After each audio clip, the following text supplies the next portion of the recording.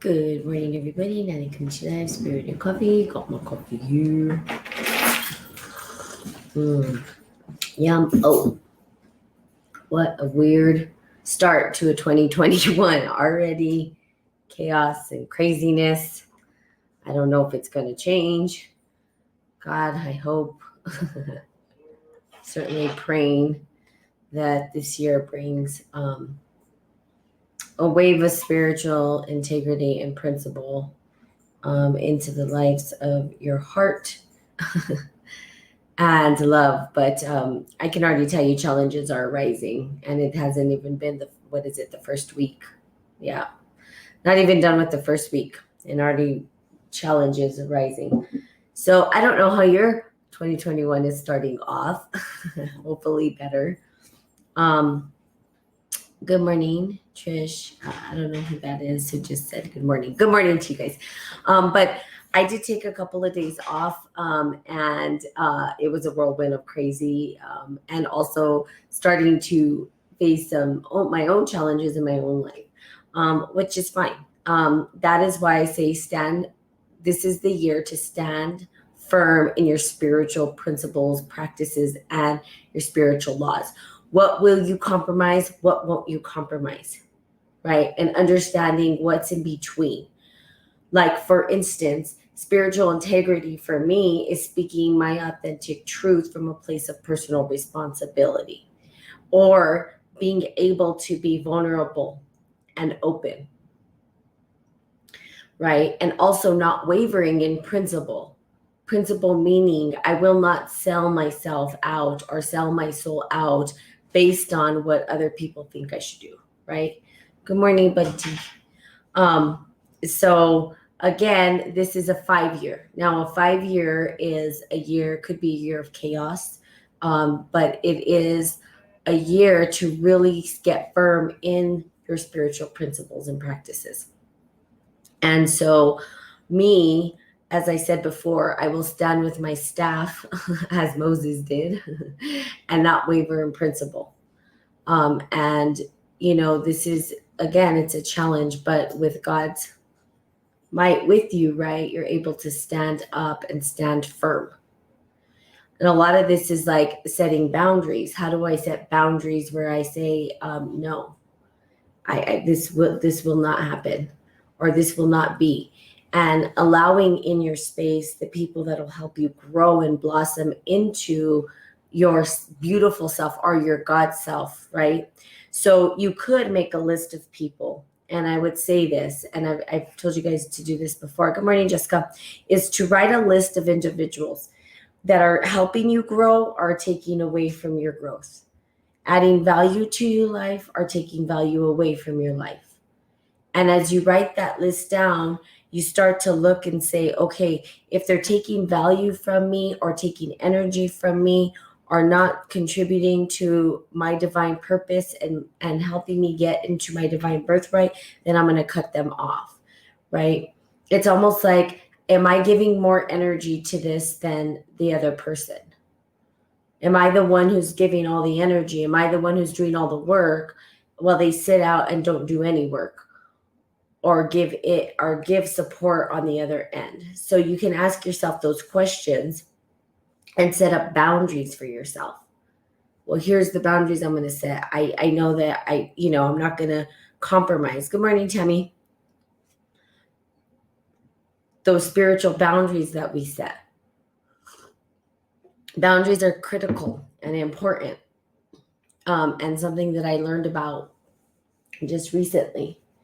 And it was hard because before, I don't know that I would necessarily set boundaries. I think I just kind of allowed things to unfold without really standing firm in my beliefs, out of fear of what? Being liked or being accepted. So, and I've noticed this already in the first of the year, what's going on. Like, I'm like, that's it. I'm not going to give my energy to individuals, right, that are not trying to meet me halfway or not trying to put in that effort as well. So again, a crazy start to the first year. We're not even in a week, and I can tell you right now, it's going crazy already. I don't know how your lives are going. You're more than welcome to share. But on the other hand, there are many blessings that are starting to come in. And as I tell my nieces, and even my family, that when you are on the right track, right? When you know you're on the right track and you're on the right track with God, when the blessings start to flow in abundantly. But when things start to fall apart in your life, or things are not going the way that you want, it's typically because you're off the mark. Not necessarily that you're a bad person, not necessarily that you're terrible, but that you might be off the mark. And if you're off the mark a little bit, right? If you're just off a little bit, it can also cause you to what? To completely devour, or to completely not see the path, right? So there's always going to be these cues that come in. And sometimes they happen in big tower events, like where everything explodes. And it can happen that way, or it can happen where you're into submission to turn to God and say, help me through this, or whatever. It could be both. So it can end up in a tower or end up in you in submission. And it's just recognizing, right? So the more that you recognize, so there's been some pretty big blessings in my life, and this is how I know that I'm on the right track. Just, by the way, for Podbean, I have 10,000 downloads, right? That's a milestone. It's pretty cool. I was like, wow, that's awesome. I didn't even know, right? I kind of just do this. Good morning, PPG. I do this podcast as a way to give back to humanity. And 10,000 downloads means that there's 10,000 people who've downloaded this podcast. That's pretty cool, right? So I'm like, oh, but really, is it for me? No, it's a badge for God. It's God's badge. We'll give it to God. It belongs to God. In the downloads. And so that's a blessing. Blessings with work, blessings with travel, blessings with friends, blessings with people in my life that truly want to be a part of my life. And being around people who truly care and want to be around me, right? Not just being around someone for the sake of feeling the space and to not be lonely, right? So if we looked at our lives, and I think oftentimes most people have abandonment issues, and so we cling on to anything that we can in order to feel like we're not alone, but you're not alone because God's with you. And if you gave yourself the space to recognize that, right, then there would be no need to fill the void with other things. And the people that are in your life will be the people that want to be there, that truly care about you, rather than having to force it. So you're in the video. So again, a crazy start to a new year. I can already feel there's going to be some grand stuff happening. But I want to continue on with the so happy new year, and I hope everybody's new year's off to a great start. Blessings and craziness all at the same time. But we will get into the book still, because again, we're in a 5 year. So until we get to a 6 year or a 7 year, it's going to be probably a little bit challenging. Remember, this whole thing, everybody's like ready for 2020. 2021 doesn't mean things are going to get easier. We're in a spiritual battle here. Okay, so let's just continue on through the dark emotions, because I feel like that is going to help us set the foundation to set up spiritual principles and practices that we need in order to stay strong and firm and grounded and not waver. Remember, be like Moses. Be like Moses, where he stood. When he went in and he told them to, let his people go, he didn't go in there nice and happy. He didn't say, hey, you guys, can we negotiate this? Well, he tried, but at the end, he finally said, no, you will let my people go. And that's just that. And when you have the staff of God with you, right, and you're doing it for righteously, and you stand with your staff. Bye. Have a good day. Love you too. Bye. And you stand with your staff, right? God will help you, will guide you, will split the sea, right? He'll carve out a path for you, right? He'll open up the space for you, passage, refuge. But you've got to stand firm with that staff. Okay, so this year be like Moses. Who else had staffs? Whoever else in your myth stories that you believe in, right? I know a lot of people believe in Christianity, but there's other people who believe in other things. So whatever it is for you, whatever it is in your beautiful religion that talks about a staff, because they all do, that you get your staff and you stand firm. Okay, 2020 is all about getting your staff and holding on to it, and going to the mountain to get your instructions from God about what will and will not be compromised in your spiritual law. Okay, that's what happened. That's the year we're in. Okay, some of us, the lucky ones, had a full palette of emotions, colors when we were young. We cried when we were sad. We laughed when we were glad. We yelled when we were mad. We said when we were scared. Nobody told us that we were bad, crazy, or sick. We were held, loved, confronted, disciplined with respect. But most of us didn't reap these early benefits. We were hushed when we were sad, hushed when we were mad, pushed away when we were scared. We were exhorted to control our feelings or hide them out of sight. We learned to fear the raw power of emotions and its expressions, an epidemic cultural-wide fear called emotional phobia or emotion phobia. It is in our families we first learn to distrust our feelings, to be shamed by them. Not listening to painful feelings is a family tradition shared by a variety of ethnically, racially, economically, and religious diverse families. When shaming and ignoring emotion don't work, there's always a direct threat of punishment. Punishment for visible suffering is particularly visited on boys, but girls too learn to silence themselves. By and large, girls learn to suffer in silence, boys to deny that they are suffering at all. This is critical because this is sort of where the split happened in emotional states of being, where men were made wrong to feel, women were shamed for feeling. So we have this sort of dynamic where everybody was just feeling bad about having feelings. They were feeling bad about feeling. And particularly in the Western culture, and I always say that because we know in Western society it's a little bit different. Now, these other spaces and places, there may be, where it was widely accepted and emotional states of being were accepted. But if you were shamed or feel ashamed of your feelings, like for instance, a way to know is when you cry.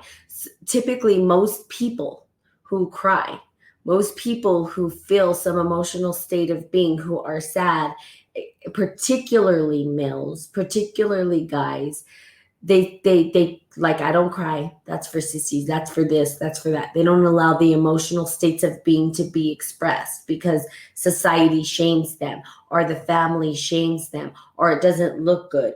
Be strong. Be this. Be that. Well, part of being strong is allowing yourself to crack wide open and opening up your heart and crying. Well, we know that. Now, too much emotion will drown you. I'm not saying that you want to stay there forever, but that doesn't mean that you don't allow yourself to go there at all. Allowing those emotional states to sort of overcome you and overflow out of you, through you, and not feeling wrong. So I typically go to, friends. Good morning, Lorna. Good morning, M. Olds. Good morning, Hannah. Good morning, Bakato. Bada. Sorry if I'm saying these wrong. Good morning, DJ. I don't know if you guys are still on here, but good morning. And if you're on Facebook, please say good morning because it's not showing me who's here. So there was a split, and we understand this, and this is what happened, right? Good morning. Let's see, who's this? Jay Kemp. In the split of emotional states of being, right? When we had the split of that, where we said, emotions are crazy. Oh, so then they tied that it was okay, a little bit more okay for women to have emotions, right? It's almost 3 p.m. here. Oh, well then good afternoon, good evening, good afternoon. I don't know what we call that one. It is 7:49 a.m. here where I'm at. Good morning, Giffy.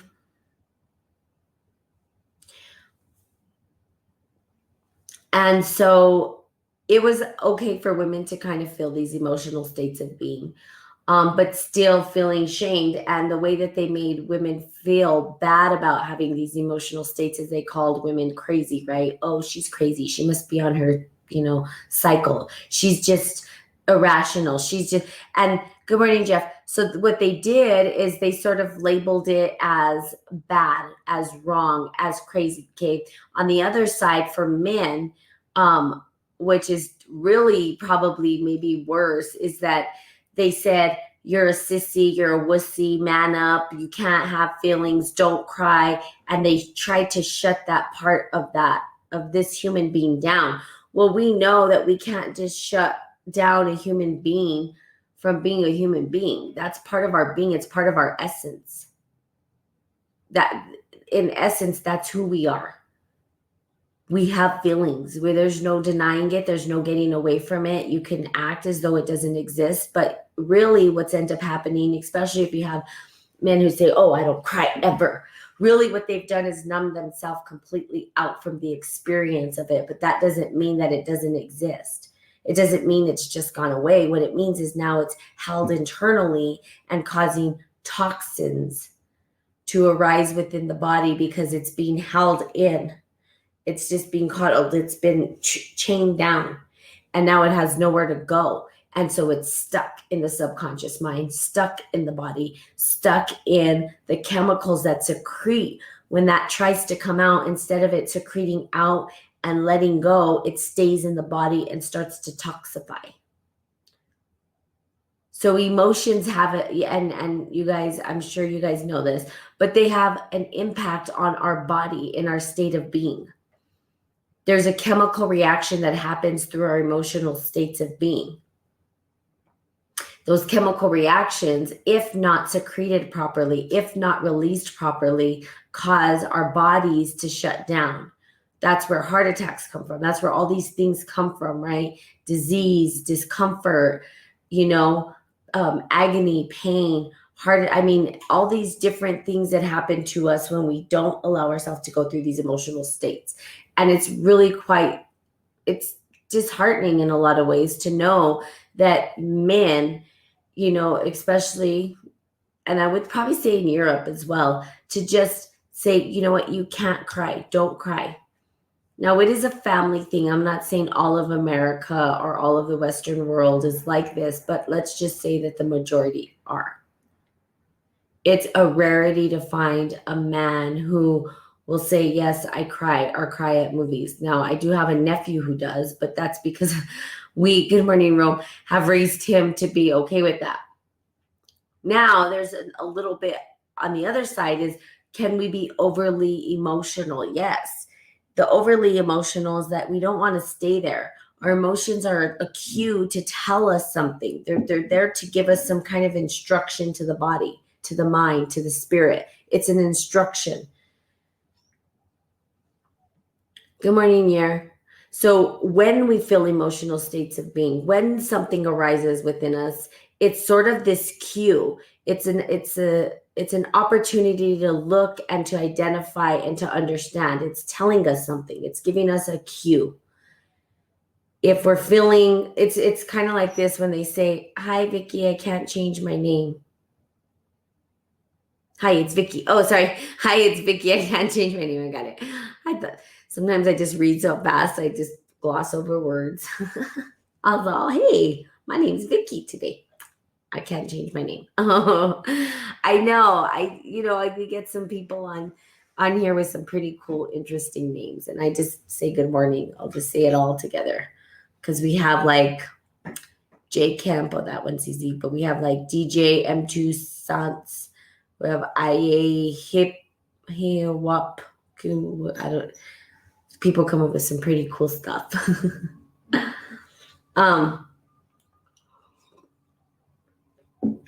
It's a cue. So like they say like, what is your stomach telling you? What is your heart telling you? Why do people say that? Because our bodies actually react to stimulus on the external and give us some sort of clue, some sort of instruction. As I've just joined what you are all talking about today. Yeah. We're talking about emotional states of being. I'm reading a book right now on the podcast, and I talk a lot, so I read very little and talk more. But it's Healing Through the Dark Emotions, The Wisdom of Grief, Fear, and Despair by Miriam Greenspan. And it's a emotional alchemy process that we use in order to overcome the dark emotions. And the process that sort of we get to go through in order to, right, find our gold, find our gems, in order to find sort of the gold pot at the end of the rainbow. So we go through all the colors of the rainbow, which we can call our emotional states of being. And then at the end of that, we find our gold. And that's really what it's about. That's really alchemy, to be quite honest with you. Even in The Wizard of Oz, right? If we looked at The Wizard of Oz, and we really, really, really pulled it apart. The guy understood spiritual alchemy, and he understood the great work. And if you look at The Wizard of Oz, right, she's following the Yellow Brick Road, but really, what is she following? She's following her heart, right? The Tin Man is really her heart. She's following her mind. Her mind is really, the Scarecrow is really her own mental state of being, her intellect and her discernment, right? The courage is her fire energies, the courage and her willingness to overcome the fear of whatever she's going through, again, becomes the courage that she's on. Those are all the bigger pieces of what's internally inside of us. Those are the cues. Our heart tells us of love. Our heart tells us of anxiety sometimes. Our heart tells us, it gives us a story. It gives us a cue, right? Our head sometimes goes crazy and off. We're not good enough. We're not worthy, right? The Scarecrow didn't feel good enough, didn't feel worthy, right? And then, I used to have darkness and depression, not anymore. The minute you wake up, you choose to be in a mindset you are feeling, or you can change it. Is that simple? Yeah. Yes. But I'm sure it took you years to get to that simplicity, right? And I would say it probably took you years, Vicky, because it doesn't just happen overnight. You have to be willing to go through the darkness. So you went through the darkness, and now you understand how to, what we call alchemize. Good morning, Gary. The experience. So as the darkness shows up, rather than make it wrong, you're able to go through it and allow yourself to change and shift the mindset. But it sounds simple, right? And Faith helped me. Oh yes, helped me also. Very good. Yes, I agree with you about that one too, because Faith, I don't know that people realize, and it's okay if people are atheists, if people get on here that are atheists, anybody's welcome here, right? This is not a religious podcast. This is about the spiritual alchemy, right? The process of alchemic processes and whatever you believe to support you through that process. Now, faith is a very, very powerful thing, okay? And faith, so I can tell you this from even personal experience, and it's kind of funny because I was even talking to my mother about this last night, is that I have a cousin who we were raised pretty much the same, We were very smart kids, right? We were smart, but I think he was smarter than me. I would say he's probably smarter than me. Although he and I used to play a lot of strategy games, and I would win him, he'd get really pissed off. So I was really good at like checkers and dominoes and cards and those kind of games. And but he was really good at school, right? And memory and all these other things. And we grew up together, but he had no faith. He didn't believe in anything. He was atheist. And I couldn't fathom that because I always had faith, right? I was born with it.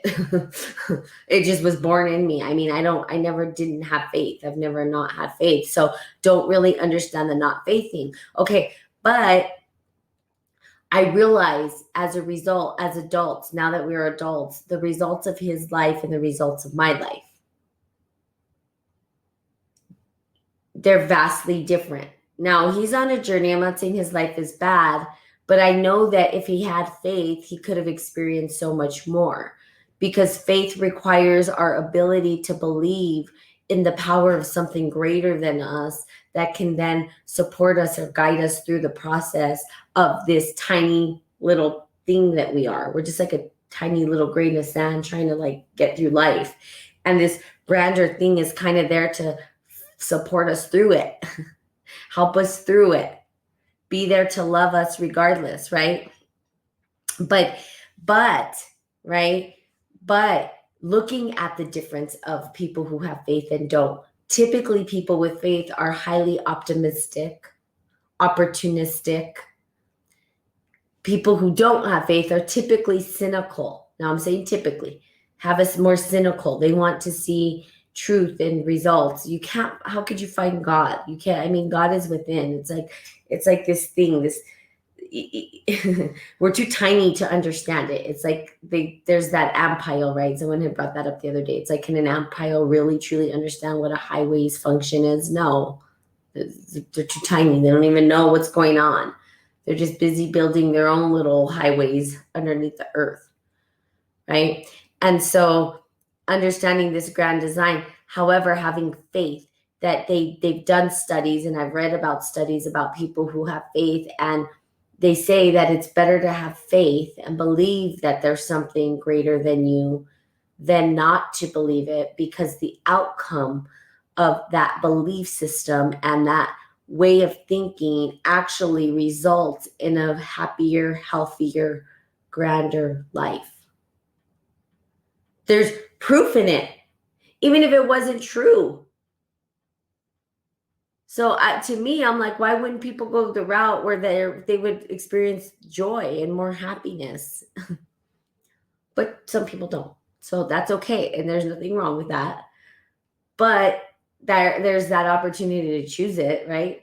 Sometimes when you say faith, it frightens people off. But hey, in my opinion, they are just frightened of what they don't know. I wouldn't be where I am today if it wasn't for what I believe in. However, I will never shove it down anyone's throat. If people ask, I'm here. Yeah, that's great. And that's a beautiful thing. And thank you for sharing. I love when people share. Yes, it's beautiful. And no, we don't shove it down people's throat. Definitely about supporting people in hoping that they'll find their faith, right? The spiritual alchemy, though, is it's a powerful process, right? It's a powerful thing. And the moving through dark emotions, right? If it's faith that helps you, that's beautiful. Okay. And so there's other ways to get through it as well. And part of it is having that belief in yourself that you can do it. But yes, faith is a critical key, I think, because going through the dark emotions is having faith that you're going to get through it and not die. Because some people feel like they're going to die if they have to go through it. They'd rather avoid it at all costs, right? I live by 1 Corinthians 13. Awesome. I don't know if you want to share what that is. I don't know Bible verses. I was raised Catholic, by the way, but I'm not a Catholic. But I still All about love. Yay, good. Well, there you go. That's what this podcast is all about, love. Love, love, love. Everything circles back to love, even when we're pissed off. So we get to go through the emotions and then come back to love all over again. So that very good. I like that. So again, dark emotions. Thank you for sharing. Always a pleasure, even if I go off on a tangent, which is fine. That's what this is about, free talk. So through the emotional states of being, knowing that we right now are this year's, it's going to be a blessing. If you did all of the work last year to prepare yourself for this year, you're going to have blessings. But don't think that it's just over yet, because we have to get through this process to set new foundations completely. And that takes a while, okay? People can test us, but we must keep showing love. Yes, if we don't have love, we have nothing. Amen. I love that. Yes. And love, love, love. I agree. We come back to love always. So again, circling back with the emotional states of being, allow yourself to go through this emotional states of being. And as you can see, when you go through the darkness, right? Even as Vicky said, well, I've been there. Well, yeah, you've been there, but you were allowed yourself to go through it, and you allowed yourself to come out on the other end of that, which is really, really awesome. So many blessings to you.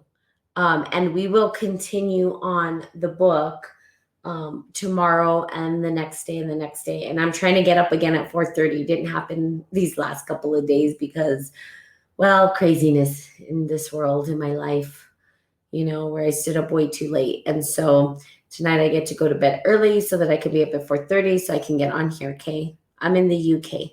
Awesome. Cheers.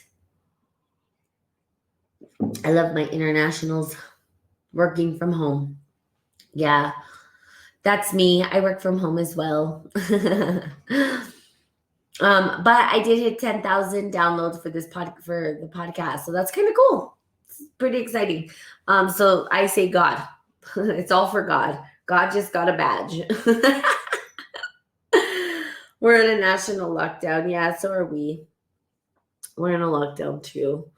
I think everybody is. Been a crazy year. We'll see what this next year brings. But here's what I say to 2021. Set your spiritual values and principles. Carry your staff like Moses. Moses laid the law of the land. Now it's time for you to lay your own law of your land. What is it that you will or will not compromise? What boundaries will you set for yourself?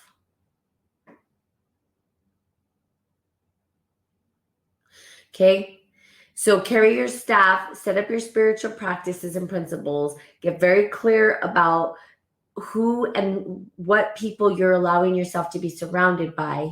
Are those people adding value, helping you grow, or are they taking away from and not? And is it okay to cut that off? Sure. Doesn't mean you don't love them. Just means that you don't have to be around everybody. It's okay. Not everybody has to be your cup of tea, and you don't have to be everybody's cup of tea. Okay? Self-perseverance is key. Be comfortable to say no as well. Yes, that's the boundaries. Must set boundaries. Okay? So there you have it. That is today's podcast. I again will be on tomorrow reading the same thing. I did take a few days off. So I took about 3 days off. I've been kind of taking days off lately. Just not, and allowing myself the time to rest. But I'm back on. And again, I'll be here tomorrow trying to get up at 4:30 to do my Kundalini and do all of that other stuff. So please be well, and God be with you. Many blessings, love, light, and beauty to you and your families. And I will be seeing you tomorrow. Also, thank you for engaging. Thank you for sharing. I love when people share. It makes it amazing to engage. And Again, I will one day have people call in, but because I do this live on Facebook, it becomes hard to get callers in because I want to make sure that I'm catering to all that get on here. Okay. So I love you guys. Have the most blessed day ever. And I will be seeing you all tomorrow. Bye bye.